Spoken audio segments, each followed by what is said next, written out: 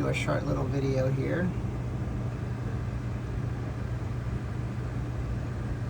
A little update on my crazy stuff I'm doing in my fish room. That fish totally just swam upside down. That was so weird. Just did a little flip. What a weirdo.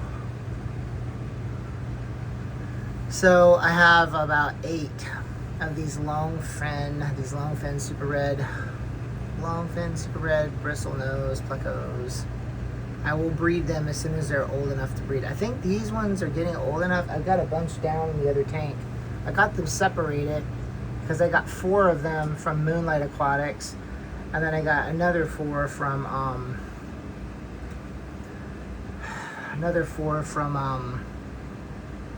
Dan's Fish.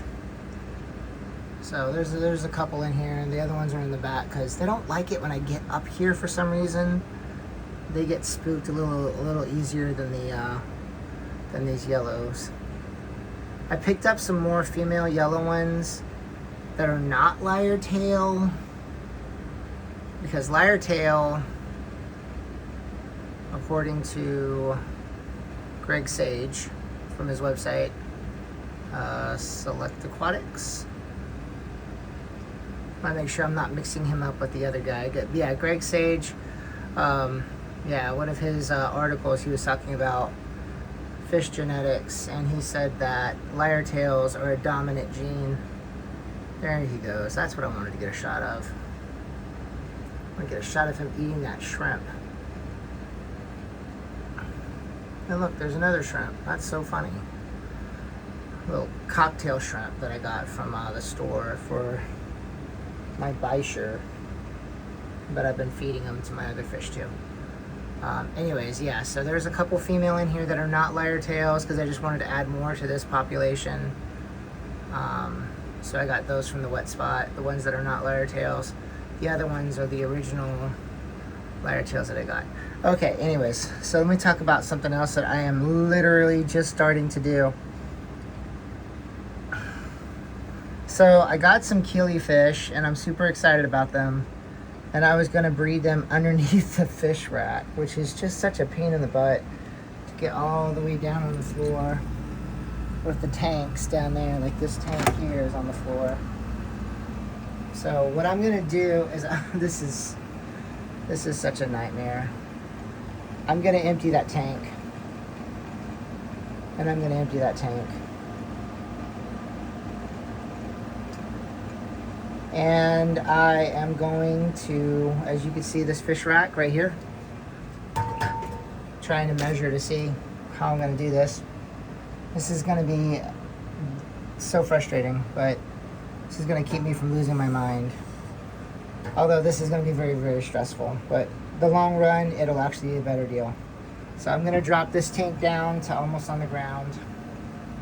I love that Siamese algae eater. Look how big that dude is. I turned the air off, so they're just kind of chilling. He's fine. He's just kind of doing his thing.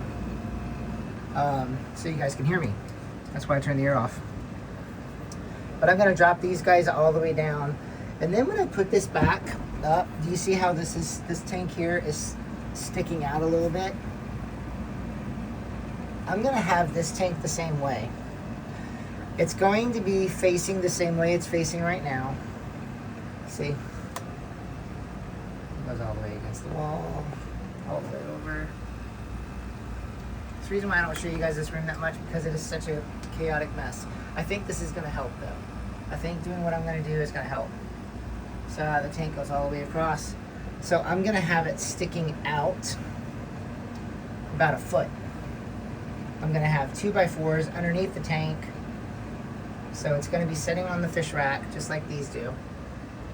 Well, just like all these do, just like these. So it's going to be sitting on the fish rack, but it's going to be out so I can still get into the tank. Because that's one of the biggest things is like, when you don't have a whole lot of headroom, like see how this is? This is like 13 inches, I think. I measured it yesterday. I think it's like 13 or 14 inches between the top of this tank and the ceiling. My angelfish are saying hi. So this is what I'm going to do. I'm gonna drop this thing down almost to the ground, the very, very lowest I can put the rack. And then I'm gonna put the fish rack for this one here. I'm gonna have 4 20-gallon tanks. So it's gonna be like that. 1, 2, 3, 4, 5. 5 20-gallon racks. So see how this is? And then I got more room over here. This is the end of it. So I could put 5. I could put 5 20-gallon racks. I just gotta keep my wife from being pissed off at me from adding tanks. Adding tanks. She says this all the time. Don't add more tanks. Okay, she doesn't do this when she says it. I do that because look what I got. That's a tank. That's tank. That's tank. That's tank. That's tank. That's tank. That's tank. And then there's 2 more tanks back there. There's a tank over there, and then there's a tank way back there. And then, of course, that's tank. And that's tank. That's a biotope from the river. Yeah. So I'm horrible about it. I'm really bad about it, but that's what we do. In the fish world, breeding fish, we have to have more tanks. So I'm not necessarily going to breed more fish. I'm just going to be breeding the ones I have. But I need grow out tanks so I can keep the certain lines the way they are. Because I mean, these guys here, like when I get males, I'm not breeding these to keep that line. I'm breeding these to add to my sailfins to develop that sailfin molly. So the males of these guys, I'm just throwing in this tank. And if they get eaten by the angelfish, that kind of sucks. But I'm just throwing them in this tank, and I'm gonna sell them if they get big enough. And I've noticed that this fish here, look at that fish. That fish has got some, it's got some like a little bit darker orange on the dorsal fin. That's a really pretty fish. So I don't know.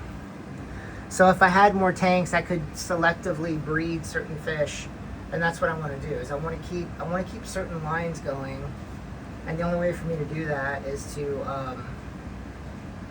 like especially with the keely fish, I gotta have more space for the keely fish for sure. They don't have to have big tanks though. They could be 10-gallon tanks. So I think what I'm going to do is I'm going to do the 20-gallon tanks, and I'm going to put dividers in there. I'm going to head over to Tap Plastics. I'm going to get some acrylic sheets, and I'm going to make my own dividers. But I'll do little videos while I'm doing this chaos because I got to get the substrate out. Which will be good because getting the substrate out, I will be able to redo this tank the way I actually want it. Because honestly, it's not going to be that hard to redo this tank. It's just I don't have a whole lot of time. The weekends come and go so quick, and then the weekdays I have clients. Tuesdays and Wednesdays I'm not even home. I'm at my office. So, all right. I got a bunch of fish that I'm trying to catch in that tank. I put my homemade little fish trap. I'll have to show you guys my fish trap. So I got my fish trap in that tank, catching those fish out, so I can get the males and put the males in this tank, and put the females back in that tank with the sailfin molly. So this tank is only going to have the green sailfin molly and the speckle mollies. That's what I call these guys. Okay, that's my description for the day of what I'm doing for the next 3 or 4 days. Thanks for watching. Oh, and I do want to try to get my subscriptions up a little bit more so I can start getting a little bit more about this. So, like, subscribe, leave me a comment, tell me what you think, suggestions, whatever you guys thought, I don't know, whatever it is. Catch you guys later. Thank you for watching.